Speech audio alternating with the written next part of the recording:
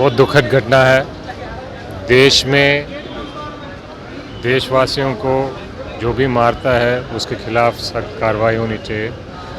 सारे परिवार के लोगों के साथ हमारे प्रार्थनाएं हैं।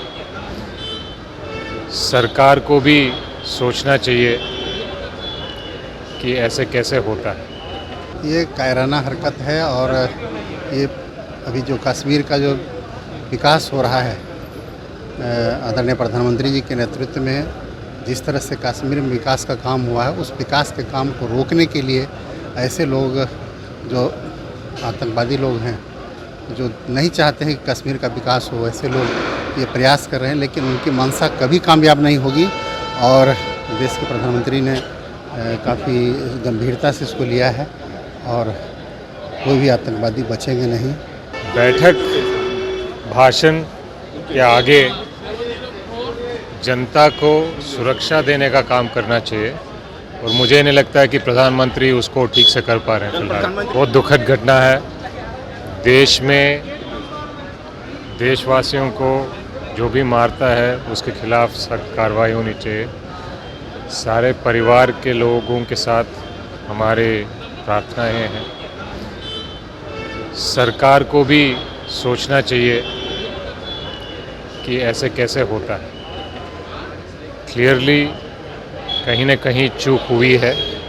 हम चाहते हैं कि परिवार को जस्टिस मिले और आगे ऐसी घटनाएं ना हो।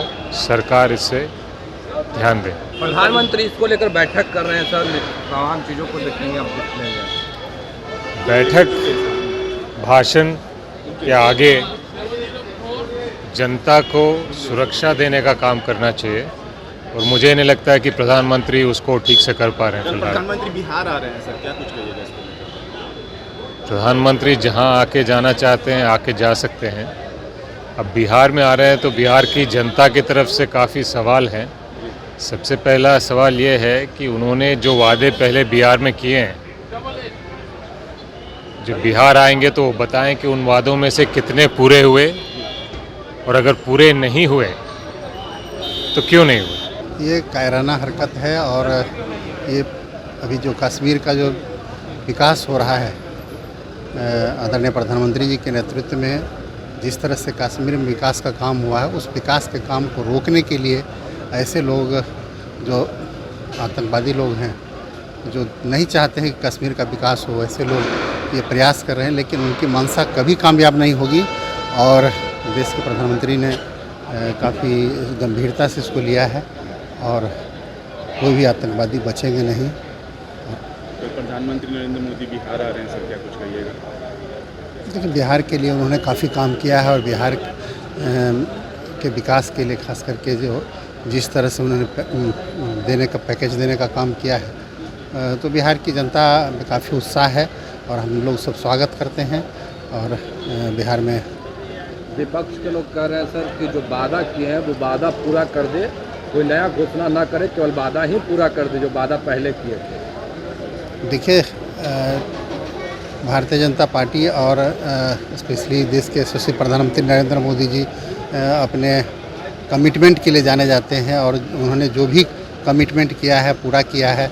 इतने कम समय में जो देश का विकास हुआ है, 11 साल में जो उन्होंने अचीव करके दिखाया है, उससे विपक्ष के पास कोई मुद्दा नहीं है। और बिना मतलब का दिग्भ्रमित करने का जो प्रयास कर रहा है विपक्ष, जनता को जनता सब समझती है और आने वाले दिनों में उनको जवाब दिया जाएगा। चिराग पासवान को लेकर कहा जा रहा है कि अब बिहार में विधानसभा का चुनाव लड़ेंगे, बिहार में महत्वपूर्ण जिम्मेवारी निभाएंगे। देखिए, वो गठबंधन के साथ ही सब उचित प्लेटफॉर्म पर बैठ कर के तय किया जाएगा।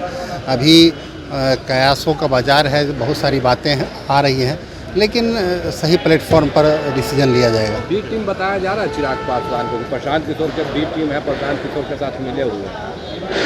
नहीं, देखिए, विपक्ष के पास कोई मुद्दा नहीं है।